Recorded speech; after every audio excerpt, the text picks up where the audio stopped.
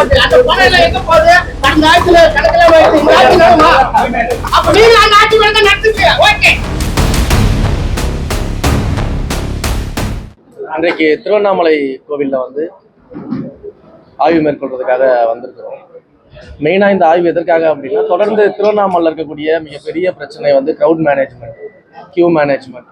So public உள்ள வந்தாங்கன்னா அவங்களுக்கு உள்ள வந்து சாமி தரிசனம் பண்ணிட்டு திரும்ப வெளியில போகக்கூடிய நேரம் வந்து ரொம்ப அதிகமாக இருக்குது. குறிப்பாக வார இறுதி நாட்கள் சனி ஞாயிறுகளில் வந்து பார்த்தீங்கன்னா கோயிலுடைய கெப்பாசிட்டியை விட மிக அதிகமான கூட்டம் வந்து இங்கே கோயிலுக்கு வந்துகிட்டு இருக்கிறாங்க.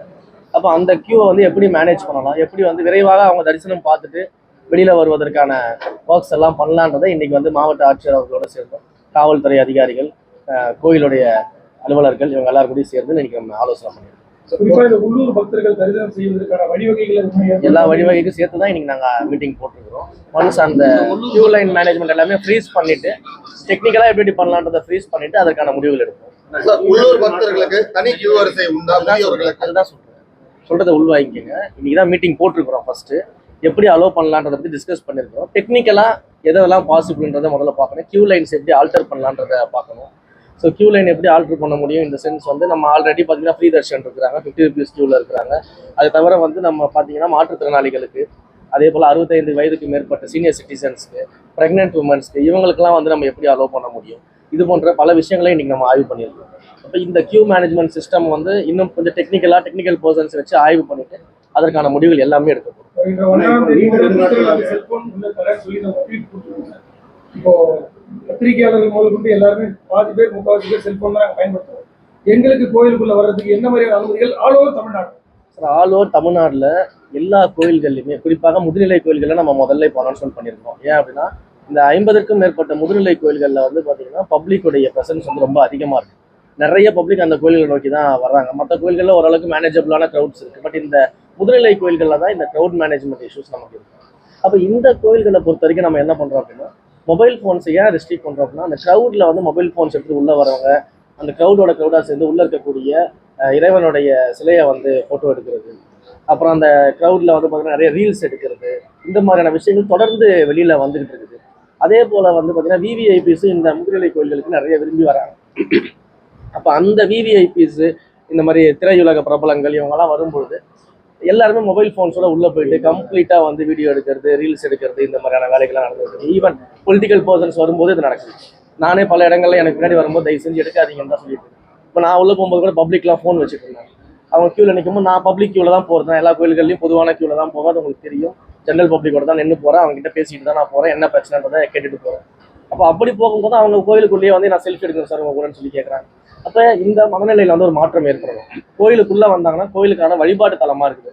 அப்போ அங்கே முழுக்க வந்து இறைவனை வழிபடக்கூடிய இடமாகவும், அவங்க அமைதிக்காக வராங்க, ஒரு ப்ரேயருக்காக வராங்க, இல்லை வந்து அவங்க அங்கே இருக்கக்கூடிய சிற்பக்கலையை பார்க்கறதுக்காக வராங்க, அங்கே இருக்கக்கூடிய தமிழ் எழுத்துக்களை பார்க்கறதுக்காக வராங்க, அங்கே இருக்கக்கூடிய கல்வெட்டுகளை பார்க்கறதுக்காக வராங்க, அங்கே இருக்கக்கூடிய தமிழ் பாடல்களை பார்க்கறதுக்காக வராங்கன்னா அவங்க கவனம் ஃபுல்லாக அது மேலே இருக்கணும். மொபைல் ஃபோன்ஸ் மேலேயும் ஃபோட்டோ எடுக்கிறதையும் ரீல்ஸ் எடுக்கிறதையும் வீடியோ எடுக்கிறதையும் இருக்கக்கூடாது. அப்படின்ற ஒரு ரீசனுக்காக மொபைல் ஃபோன்ஸை நம்ம ஸ்டாப் பண்ணோம். பத்திரிகையாளர்கள் யாரும் ரீல்ஸ் எடுக்கவோ செல்போன்ல செல்ஃபி எடுக்கவோ வரது? பத்திரிகையாளர்கள் நான் சொல்றேன், உண்மையிலேயே பத்திரிகையாளர்கள் ரீல்ஸ் எடுக்கிறாங்கன்னு நான் சொல்லல. ஆனா பத்திரிகையாளர்கள் பல விவிஐபிஸோட சேர்ந்து அவங்க கருவறையில போய் தரிசனம் பண்ற வரைக்கும் வீடியோ எடுத்து வெளியே விடுறாங்க. கருவறையில வீடியோ எடுக்கல. ஆனா சொல்றேன், தெளிவா சொல்றேன், புரிஞ்சுட்டு பேசு. கருவறையில நீங்க வீடியோ எடுத்தீங்கன்னு சொல்றேன். பட் விவிஐபிஸ் வந்து கருவறையில தரிசனம் பண்றதை எதிர நிற்கிந்து போட்டோ எடுக்கக்கூடிய அளவுக்கு என் கூடயே வந்திருக்காங்க. எனக்கு தெரியும். அதனாலதான் ஸ்டாப் பண்றேன்.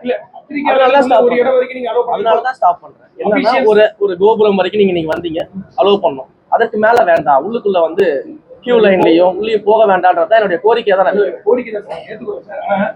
ஒரு குறிப்பிட்ட அளவு வரைக்கும் வரலாம்னு சொல்லிட்டு ஏதாவது பண்ணலாம். அதுதான் கோபுரம் வரைக்கும் சொல்லியிருக்கேன். கோவில்ல பணிபுரிய சிவாச்சாரியர்களோ இல்ல கோவில்ல பணிபுரிகிற ஊழியர்களோ செல்போன் இல்லாம ஆல் ஓவர் அந்த 20 எக்ஸாம்பிள் எல்லாருக்குமே நம்ம ஒரே வியூ தான் சொல்றோம். கோயிலுக்குள்ள மொபைல் ஃபோன் பயன்பாடு வந்துருச்சுன்னா அங்க வந்து நம்ம செய்ய வேண்டிய வேலைகள் செய்ய முடியாது. அவங்களுக்கு தனியா லாக்கர்ஸ் கொடுக்குறோம். தேவைப்பட்ட அந்த லாக்கர்ஸை வெளில போயிட்டு அவங்க ஃபோன் பேசிக்கிட்டோம். உங்களுக்கு நாங்க தான் சொல்றேன், நீங்க வந்து கோயிலுக்குள்ள இருக்கக்கூடிய விஷயத்த நான் பேசிக்கிட்டு இருக்கேன். நான் வந்து கோயில்களுக்கு உள்ள சாமியை பார்க்கும்போது கியூல இருக்கக்கூடிய விஷயங்களை பத்தி பேசுறேன். மீடியா வந்து ஒரு லெவல் வரைக்கும் அலோவ் பண்றோம். அந்த லெவலோட நீங்க வந்து உள்ள வராம நீங்க ஸ்டாப் பண்ணீங்கன்னா எங்களுக்கு ஒரு ரொம்ப யூஸ்ஃபுல்லா இருக்கும்னு சொல்லிட்டு இருக்கோம். நீங்க எடுக்கக்கூடிய பேட்டிகள் எல்லாமே நீங்க வந்து அந்த கோபுரத்துக்கு வெளியில வச்சு தாராளமா எடுத்துக்கோங்க, நீங்க வீடியோ ஷூட் பண்ணிக்கோங்க. அதை பத்தி எங்களுக்கு பிரச்சனையே கிடையாது. நாங்க வந்து உங்களுக்கு ஷூட்டே பண்ணக்கூடாதுன்னு நம்ம சொல்லலையே, எங்கேயுமே நம்ம அந்த மாதிரி ரெஸ்ட்ரிக்ட் பண்ணல. பட் ஒரு கட்டத்துக்கு மேல என்னன்னா கியூக்குள்ள கோயிலுடைய மண்டபங்களுக்குள்ள கிட்டத்தட்ட ஒரு பல அரசியல்வாதிகள் வீடியோ உள்ள போகும்போது நம்ம பார்க்கணும், கருவறை வரைக்குமே வந்து போயிட்டு அந்த அரசியல்வாதி சாமி கும்பிட்றதுலாம் வீடியோ எடுத்து வெளியே வரதான் நம்ம பார்த்துருக்கோம். இது எனக்கு நடந்ததுனால தான் அடுத்த நாள்லேருந்து நான் உடனடியாக வந்து அதெல்லாம் ஸ்டாப் பண்ண சொல்லுங்க, என் கூட மீடியா யாரும் உள்ள வர வேண்டாம், இது மாதிரி எடுக்க வேணாம் ரிக்வஸ்ட் பண்ணிக்கிட்டே இருக்கேன், போறவங்கலாம் ரிக்வஸ்ட் பண்ணியிருக்கேன். ஸோ அதையுமே நம்ம மீடியாவுக்கும் ரிக்வஸ்ட்டாக தான் வச்சிருக்கோம். ஸோ அதை வந்து அவாய்ட் பண்ணிங்கன்னா ரொம்ப யூஸ்ஃபுல்லாக இருக்கும். ஏன்னா இப்போ இவ்வளோ மீடியா நண்பர்கள் இருக்கிறீங்க, இவ்வளோ மீடியா நண்பர்களும் என் கூட உள்ள வந்து வீடியோ எடுக்க ஆரம்பிச்சா பப்ளிக் என்ன யோசிப்பாங்கன்னு. இப்போ எப்படி பார்த்தாலும் இன்னைக்கு ஒரு 50 பேர் இருக்கு, அப்போ என்ன வீடியோ எடுக்கிறதுக்காக ஒரு 50 பேர் நீங்க கோயிலுக்குள்ள வந்தீங்கன்னா அதோட பப்ளிக் என்ன நினைப்பாங்கன்றதை நம்ம சிந்திச்சுக்கலாம். அப்போ அதற்காக ஒரு கோரிக்கை தான் நம்ம வச்சோம். சார் இப்போ உற்சவ காலத்துல வந்து உள்ள வந்து விஷுவல் எடுக்கலாமா? ஏன்னா உள்ளதான் அது நம்ம ஆல்ரெடி ப்ரியர் பர்மிஷன்ஸ் வாங்குற மீடியாக்களுக்கு இந்த சேனல்களுக்குலாம் நம்ம பர்மிஷன் கொடுத்துட்டு தான் இருக்கோம். அதுல எந்த விதமான மாற்றங்களும் நம்ம செய்யலையே. நான் சொல்றது வந்து ரெகுலரா இந்த மாதிரி விசிட்ஸ் வரும்போது உள்ளேயே போயிட்டு வீடியோ எடுத்துட்டு உள்ளேயே பேட்டி எடுக்கிறது அதெல்லாம் வேண்டாம். அதை வந்து கோயில் வளாகத்துக்கு வெளியில வச்சுக்கலான்றது மட்டும் தான் நம்ம சொல்றோம். அதாவது கோயிலுக்குள்ள அரசியல் வேண்டாம், கோயிலுக்குள்ள இது போன்ற வீடியோக்கள் வேண்டாம், அதை வெளியில வச்சு பாத்துக்கலாம்னு சொல்றேன். வேற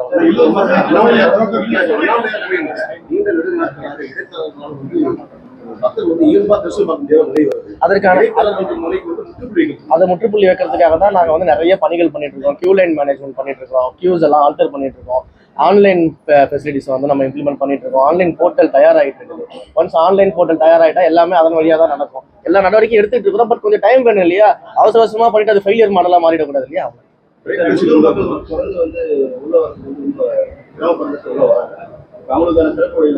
இல்ல நீங்க எத்தனை கேள்வி கேட்டாலும் அதுக்கான பதில் நான் முதல்லயே சொல்லிட்டேன். நீங்க ஒரே கேள்வியை தான் திரும்ப திரும்ப மாத்தி கேட்டுருக்கீங்க. கியூ மேனேஜ்மெண்ட்டுக்கு தான் இப்போ நாங்க டிஸ்கஸ் பண்ணியிருக்கோம். ஸோ டெக்னிக்கல் டீமோட பேசிட்டு அந்த கியூ மேனேஜ்மெண்ட் எப்படி பண்ணலான்றதுக்கான ஃபீஸிபிலிட்டிஸா ஸ்டடி பண்ணிட்டு இருக்கோம். ஸோ இதுல நீங்க கேட்கக்கூடிய எல்லா கேள்விகளும் அடங்கிடும்.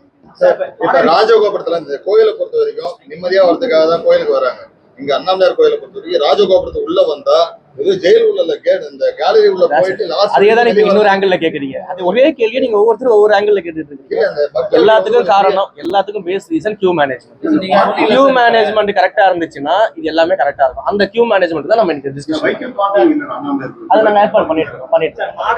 நிறைய விடுதிகளா இருக்கு, அனுமதியோட இயங்குதா அனுமதி இல்லாம இயங்குதான்னு அதெல்லாம் அது நம்ம அந்த நகராட்சி நிர்வாகங்கள்ட்ட பேசணும், காவல்துறை கிட்ட பேசணும். அதெல்லாம் நம்ம எல்லாமே இப்போ ஹோம் சேவா மாறிடுச்சு சார். இதெல்லாம் நிறைய மக்கள் அதை நம்ம பார்க்கணும்ல. அது வந்து நம்ம சம்பந்தப்பட்ட அதிகாரிகள்ட்ட நம்ம பேசணும். கோயிலுக்குள்ள என்ன நடக்குதோ அதை நாங்க பார்க்கணும்.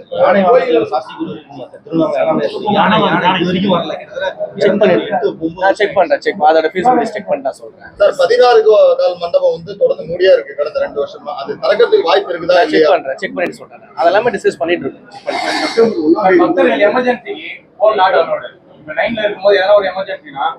நம்ம வாலண்டியர்ஸ் போடுறோம். வாலண்டியர்ஸ் போட்டுட்டு வாலண்டியர்ஸ்க்கு வந்து நம்ம இன்ஃபார்ம் பண்ண சொல்லியிருக்கிறோம். இல்லை எதுனாலும் வாக்கி டாக்கி கொடுக்க சொல்லியிருக்கிறோம்.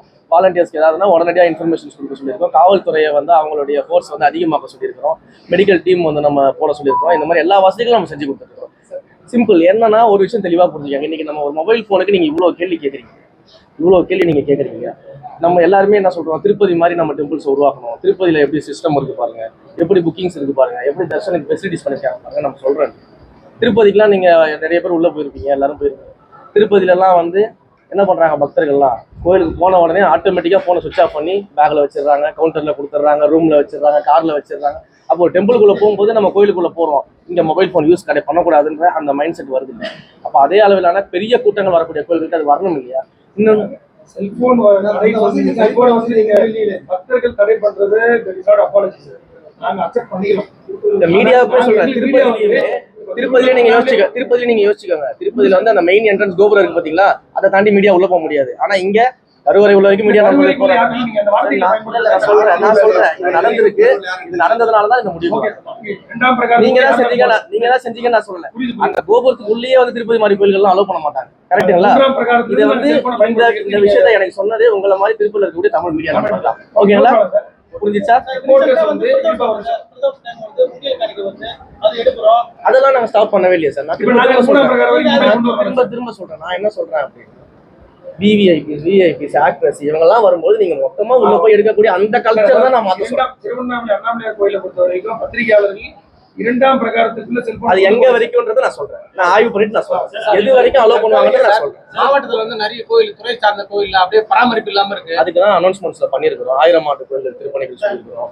முழுவதும் சிதிலமடைந்த கோயில்களுக்கு திருப்பணிகள் சொல்லியிருக்கிறோம். பார்ஷியலி சிதிலமடைந்த கோயில்களுக்கு திருப்பணிகள் சொல்லியிருக்கிறோம். திருக்குறங்களுக்கு திருப்பணிகள் சொல்லியிருக்கிறோம். திருத்தேர்களுக்கு திருப்பணிகள் அனௌன்ஸ் பண்ணியிருக்கோம். இதெல்லாம் அனௌன்ஸ்மெண்ட்ல வந்திருக்கு. நீங்க எடுத்து பாத்தீங்கன்னா எத்தனை கோயில்கள் எடுத்துக்கொண்டதை பாருங்க. இந்த கோவில்ல பொதுமக்களுக்கு பக்தர்களுக்கு அடிப்படை வசதி கூட அதுவும் அறிவிச்சுங்க. எவ்வளவு கோயில்கள் அடிப்படை வசதிகள் எங்க அனௌன்ஸ்மெண்ட்ஸ்ல வந்திருக்கு. நீங்க எடுத்து பாத்தீங்களே உங்களுக்கு தெரியும். கோயில் ஸ்டாப் டெம்பரரியா இருக்காங்க. அவங்க அதெல்லாம் பாப்போம் சார். அதெல்லாம் நிர்வாக ரீதியான விஷயம் நம்ம பாப்போம். ரைட். அண்ணாமலையார் கோயில ஒவ்வொரு மாதம் 6 கோடி 7 கோடி வருமானம் வருது. அந்த பணம் எல்லாம் எங்க போகுது? கடந்த ஆட்சியில கணக்கெல்லாம் வைத்து இந்த ஆட்சி நடமா? அப்ப நீங்க அந்த ஆட்சி நடத்துவீங்க. ஓகே.